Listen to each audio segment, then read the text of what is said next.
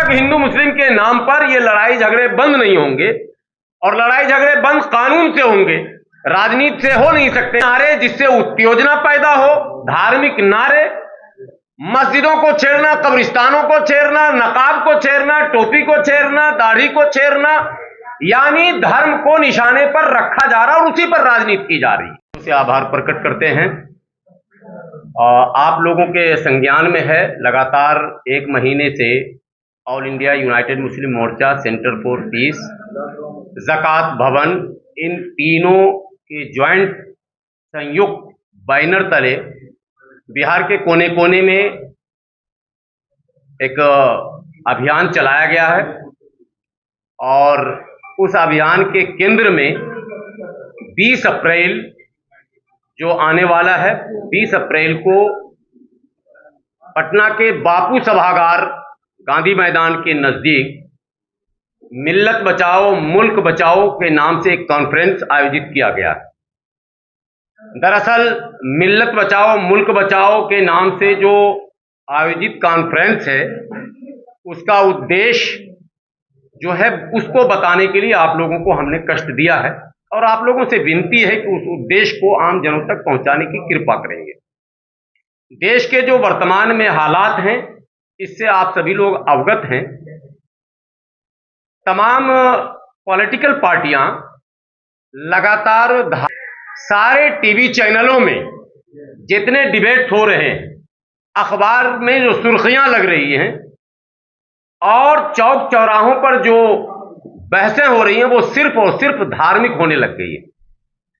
अब अगर सांप्रदायिक राजनीति इस तेजी के साथ बढ़ता रहेगा, कॉम्युनल पॉलिटिक्स अगर ऐसे ही होता रहेगा, तो देश की जो असल समस्याएं हैं, जो सबकी समस्याएं हैं, उस पर चर्चा कब और कैसे होगा, ये एक बड़ा प्रश्न है। आखिर उस पर चर्चा कैसे होगा?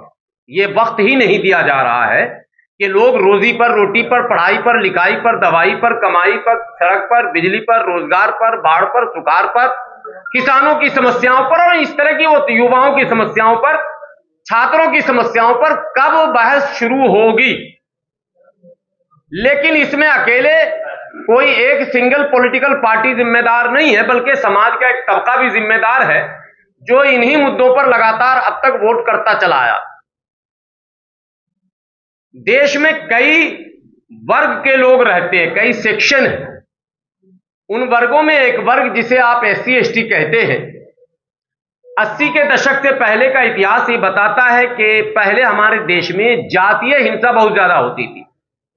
दबंगों के द्वारा जुल्म ज्यादती होती थी, उनके साथ उनकी मॉब लिंचिंग हो जाती थी, उनके महलों में आग लगा दिया जाता था, उनके बहू बेटियों के साथ इज्जत से खेला जाता था, इत्यादि इत्यादि।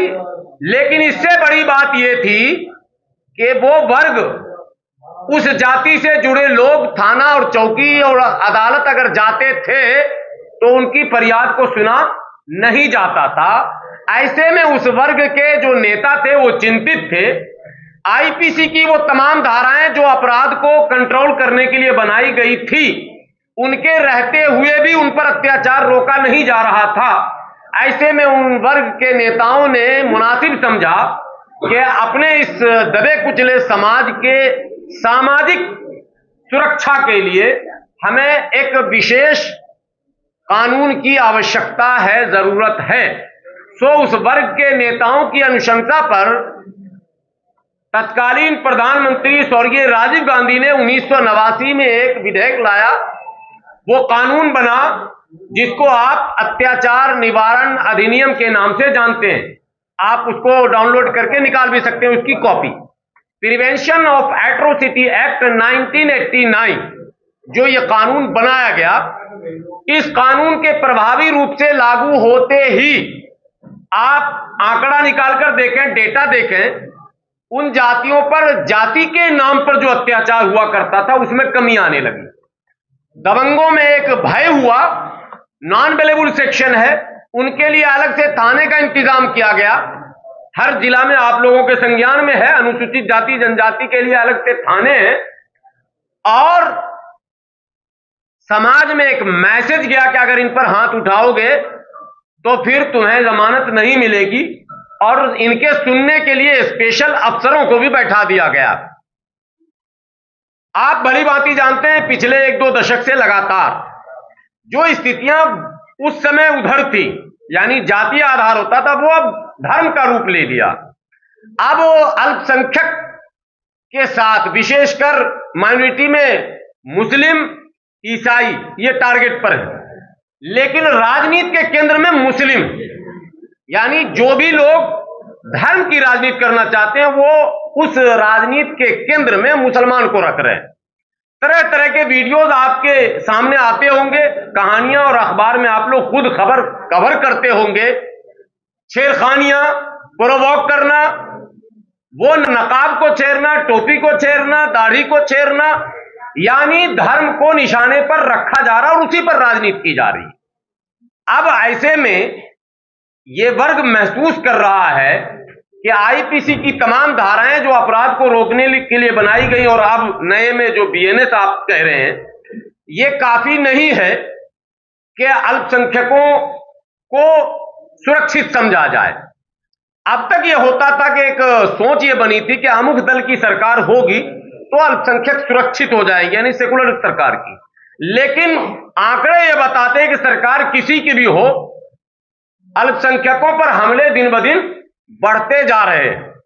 सरकार उस पर कोई कठोर कार्रवाई नहीं कर रही है, और जिस तरह के न्याय की आशा लेकर यह वर्ग थाना चौकी में जाता है, इसे न्याय वैसा नहीं मिलता, यानी अनसुनी कर दिया जाता। ऐसे में ऑल इंडिया यूनाइटेड मुस्लिम मोर्चा का यह मानना है कि इन वर्गों के लिए भी प्रिवेंशन ऑफ एट्रोसिटी एक्ट 1989 में या तो इन वर्गों को एडजस्ट कर दिया जाए, या फिर इस जैसा ही एक कानून बनाया जाए जो खासकर इनके सुरक्षा के लिए हो, और इस देश में कम्युनल पॉलिटिक्स पर विराम लग सके। जब तक हिंदू मुस्लिम के नाम पर ये लड़ाई झगड़े बंद नहीं होंगे, और लड़ाई झगड़े बंद कानून से होंगे, राजनीति से हो नहीं सकते, क्योंकि अब तक तमाम दलों ने कोशिशें कर ली, लेकिन ये लगातार इसका ग्राफ बढ़ रहा है। इसलिए कानून एक वाहिद रास्ता है।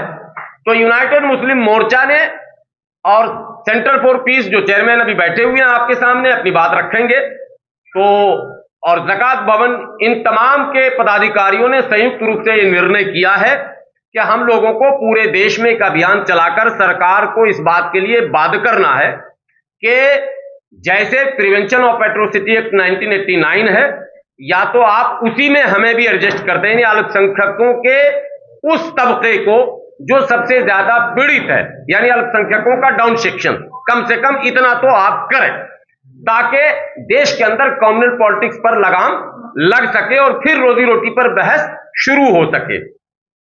और साथ ही साथ सत्ता के संभावित जो दावेदार हैं, जिन्हें आप विपक्ष कहते हैं, हम लोगों ने विपक्ष तक भी इस मुद्दे को पहुंचाने का पूरा प्रयास किया है, और इस कार्यक्रम के माध्यम से जो 20 अप्रैल को कर रहे हैं वो करेंगे कि आप भी सत्ता के संभावित दावे